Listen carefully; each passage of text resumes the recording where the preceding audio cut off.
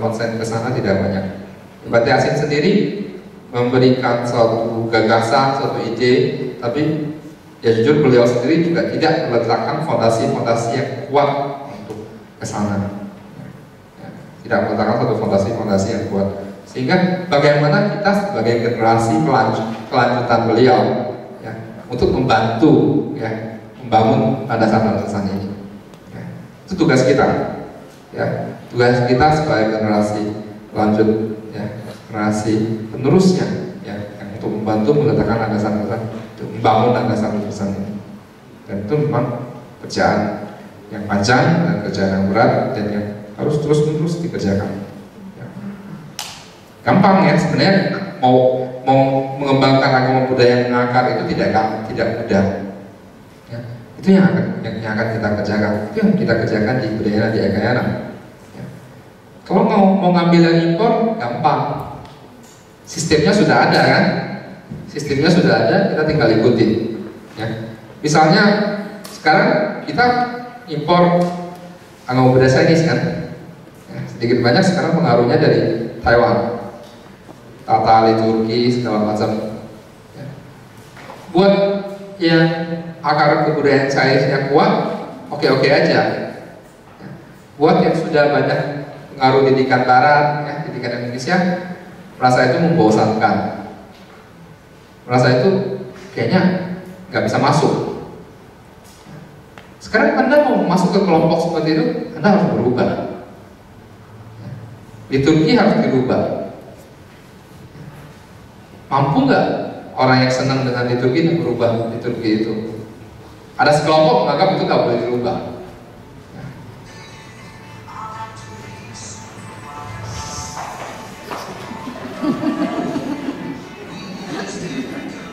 Ini suatu liturgi ya, musik ini dah.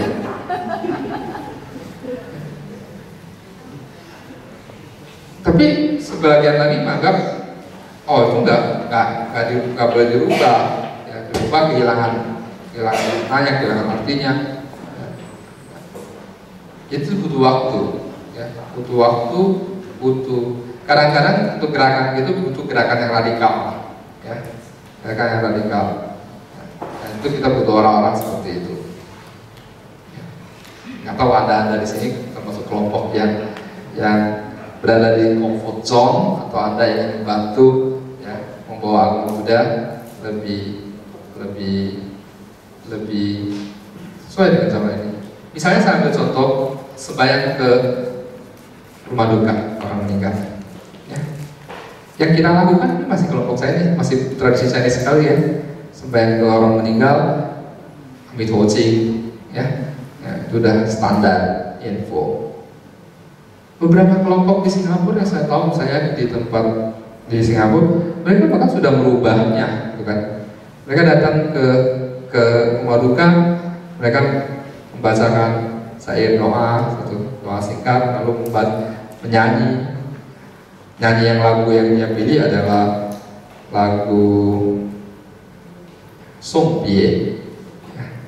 Itu lagu itu ditulis oleh Master Hong Yi, ya, Master Hong Yi untuk mengenang mamanya.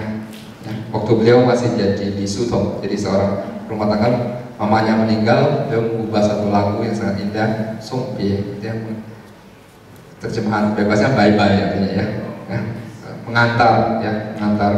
Ya. Jadi lagu itu dimainkan ya, dengan piano ya, beliau ketika mamanya meninggal.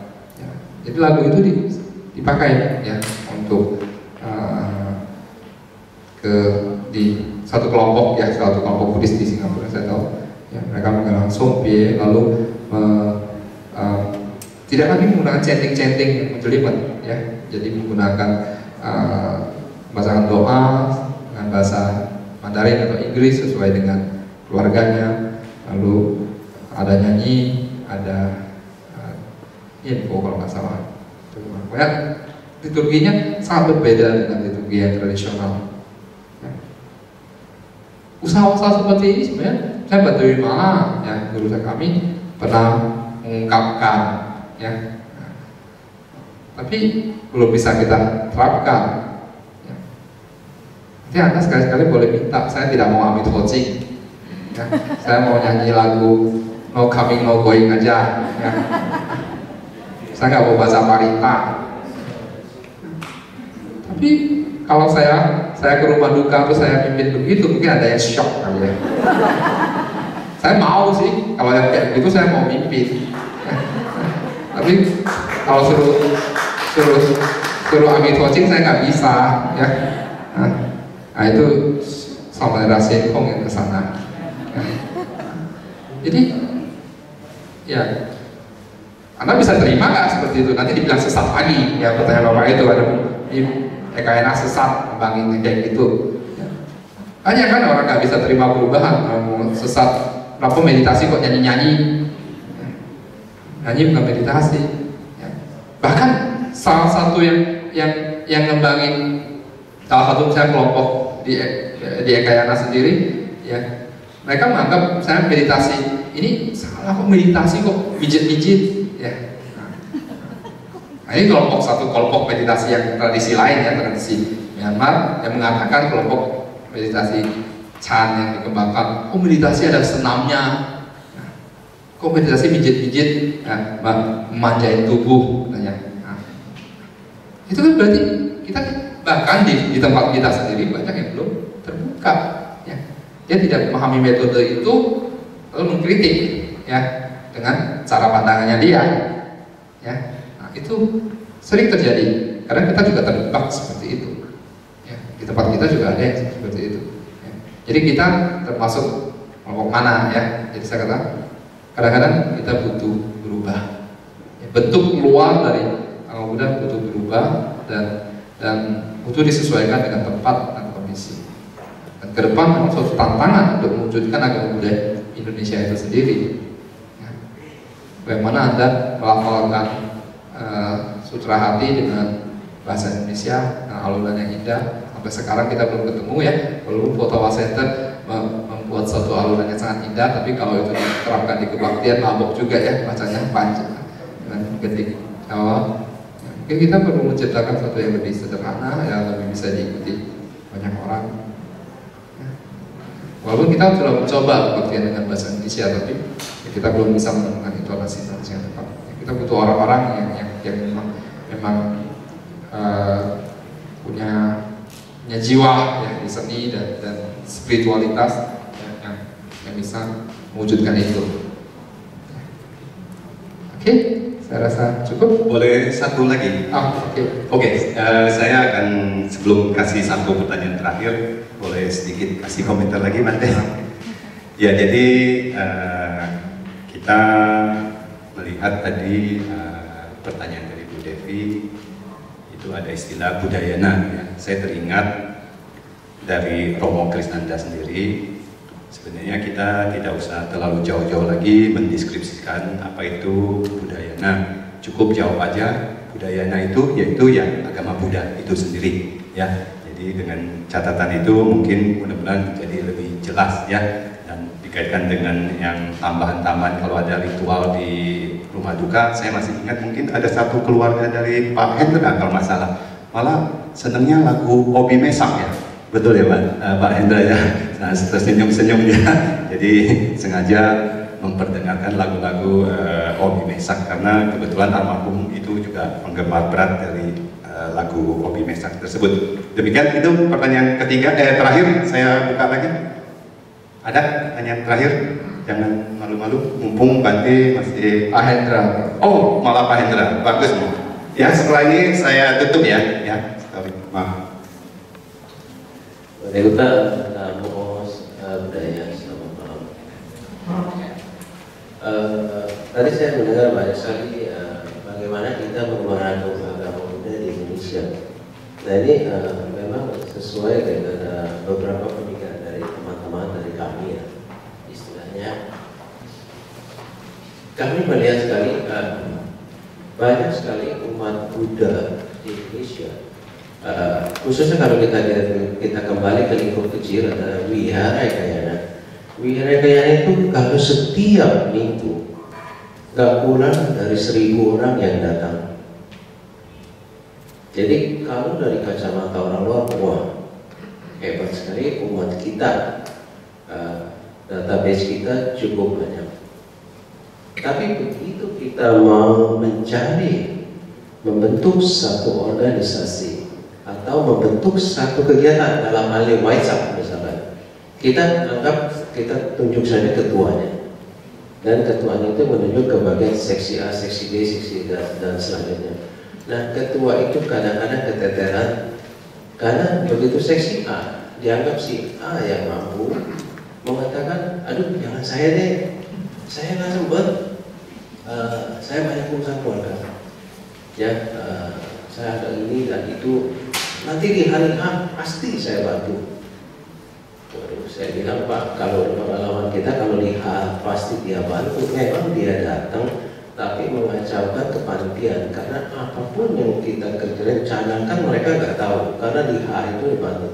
Nah, ini saya lihat kadang-kadang saya suka bicara juga dengan beberapa sangat, dan juga saya sempat bicara dengan Romo Kris. Kenapa ya umat Buddha kita itu datang ke wihara hanya belajar dharma, tapi tidak mempraktekkan dharma itu sendiri? Karena pendapat saya pribadi, dalam kita masuk ke dalam satu organisasi atau mengikuti satu kegiatan, kita berpraktek dharma. Misalkan emosi kita bisa dikendalikan. Tentunya dalam organisasi itu kan ada suka dan tidak suka. Nah, itu yang kita praktekkan. Di satu sisi, kalau salah semacam sebenarnya, gimana sih agama kita nggak berkembang? Ya, kontribusi Anda itu apa gitu loh. Kalau cuma datang dharma, dengar dharma, terus bye-bye, pokoknya ada acara bagus, oh ada biku apa datang, saya dengar lagi, kelihatannya rame gitu. Tapi begitu minta partisipasi mereka untuk berpraktek di dalam dharma, dengan ikut di dalam organisasi kepengurusan, apalagi hanya organisasi sementara, yaitu organisasi kepanitiaan seperti sekarang ini Waisak. Nah, sekarang Waisak udah oke, udah ketemu semua. Tapi enggak, perjuangan membentuk panitia Waisak itu enggak gampang. Karena banyak orang menolak dengan alasan kesibukan masing-masing dengan berbagai alasan. Saya kadang-kadang sampai berpikir, ini mereka ini datang ke wihara ini ngapain sebenarnya sih? Kalau hari H bantu lebih baik nggak usah deh, karena akan mengacaukan kepanitiaan. Nah, ini tadi kata-kata Bante Gupta itu bahwa untuk memajukan perkembangan agama Buddha di Indonesia memang nggak gampang, perlu orang-orang militan, perlu orang-orang yang bisa merubah mindset. Nah, di tangan kita lah itu yang perlu kita lakukan. Nah, saya nggak tahu ini Bante Gupta, apakah kelemahan dari kita ini? Kira-kira mohon pengarahan dari keduanya. Terima kasih dan selamat malam. Namo Buddhaya. Ya, terima kasih Pak Hendra. Pak Hendra sangat concern ya sama perkembangan agama Buddha, khususnya di Ekayana. Yang saya tangkap ya, orang akan melayani dengan hati kalau dia mendapatkan manfaat. Memanfaatkan manfaat dari belajar dharma dan praktek dharma. Yang pasti kita harus berhenti menuntut, ya, berhenti menuntut. Ya. Kita tidak bisa merubah orang, ya. Ya. Umat banyak 1000 orang. Ya. Kita tidak bisa menuntut bahwa semuanya care.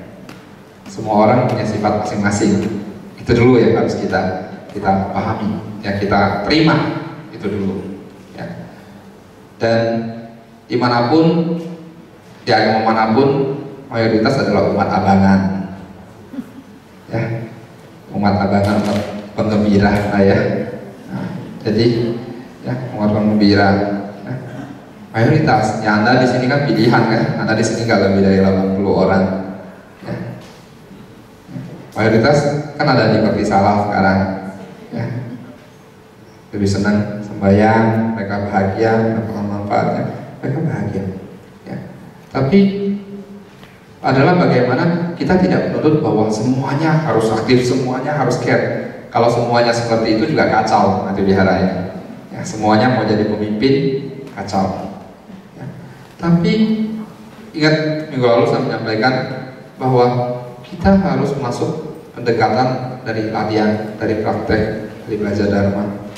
Jika pendekatan dari itu relatif lebih aman dibandingkan pendekatan dari sisi organisasi.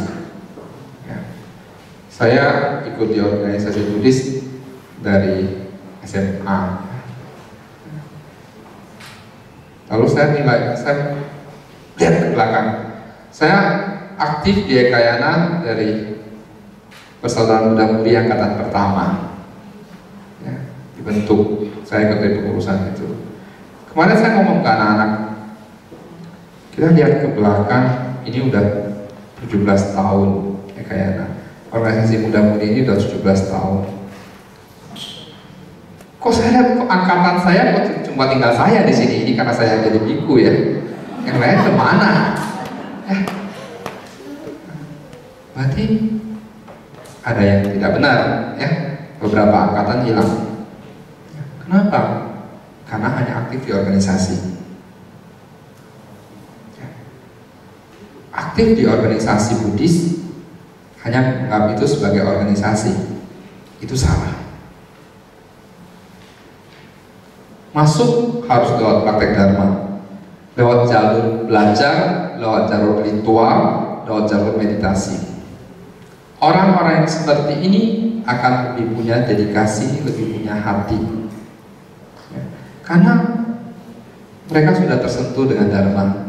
Ketika mereka mau melayani ya, mereka melayani itu dengan praktek ya. Melayani itu dengan sepenuh hati. Itu adalah praktek. Dan umumnya orang-orang seperti ini akan menghindari konflik ya.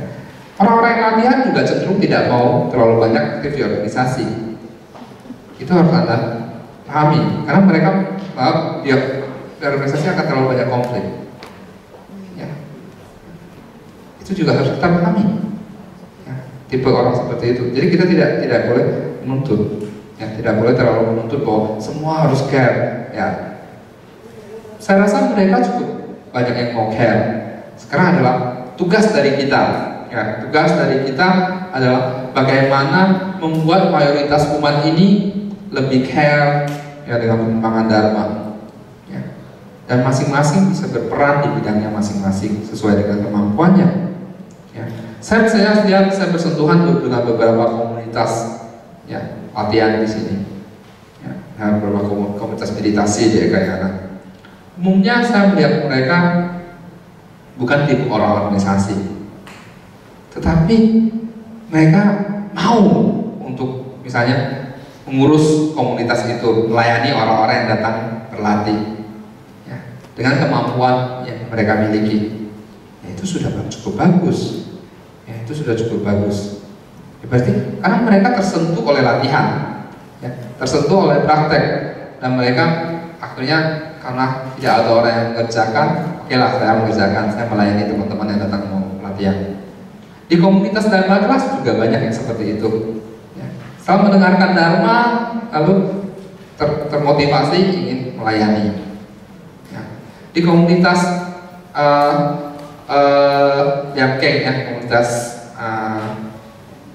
Maitri Cita ya, komunitas yang melayani orang-orang ya. Mereka juga seperti itu banyak ya, karena mereka Yamkeng terus merasa damai, mereka bahagia. Ini nggak ada yang ngurusin bagi buku, nggak ada yang ngurusin rapi, mereka datang bantu ya. Biasanya orang-orang seperti itu lebih punya dedikasi ya. Pendekatan lewat jalur organisasi ada sedikit kekurangan ya. Umumnya nanti setelah dia tidak aktif, dia akan hilang ya. Pendekatan lewat jalur praktek lebih aman ya. Maka itu kenapa misalnya ketika saya di sini saya membina kelompok anak muda, saya juga pelan-pelan ingin bawa mereka ke jalur praktek ya, sehingga mereka dapat terus bertahan di sini. Misalnya saya lihat beberapa anak muda-mudi kita di Ekayana, beberapa dari tahun 2005 sampai sekarang masih bertahan, dan umumnya mereka sudah masuk ke jalur praktek ya. yang beberapa duduk di belakang, yang mereka sudah masuk ke jalur praktek, mereka masih bertahan di sini. Lalu mereka yang tidak masuk ke jalur latihan, umumnya sudah nggak tahu di mana, sibuk di kerjaan kantor, di rumah udah nggak datang lagi. Tapi beberapa yang mendapatkan manfaat dari latihan, walaupun sibuk, dia tetap bisa memberikan sedikit waktunya untuk konsen ke pengembangan agama Buddha. Minimal mereka masih datang ikut kebaktian kadang-kadang. Itu yang kita cari, ya. Harus dalam pendekatan seperti itu, dan itu adalah tugas kita semua untuk supaya umat terbangkitkan sendiri. Saya tidak terlalu setuju dengan kita menuntut mereka untuk aktif karena ini nanti lama-lama kabur, Pak Indra. Ya, karena mereka merasa datang di sini kok malah dituntut. Ya, karena ada sebagian orang mungkin lebih senang menjadi peserta. Ya, itu kita harus terima. Itu kita harus terima. Ya, itu kita harus terima kondisi mereka dulu. Ya, sekarang adalah bagaimana kita berusaha membuat mereka nyaman dan menggugah mereka untuk melayani. Nah, itu adalah tugas kita. Dan sebenarnya di Ekayana kita masih jauh, banyak yang harus kita kerjakan sehingga umat-umat di sini merasa nyaman, ya, berlatih, belajar dharma di sini. Ya, mereka sepenuhnya akan lebih banyak yang tumbuh kalau kita semuanya, ya, pimpinan-pimpinan di TBK, di sama umat, ya, termasuk Pak Suwanto kali ini jadi Bapak Panitia Waisak. Nah, kalau kita sepenuh hati menggerakkan itu, akan memberikan impact yang besar ke depan. Ya, oke. Saya rasa ini komentar dari saya, dan saya rasa cukup ya, udah lewat ya.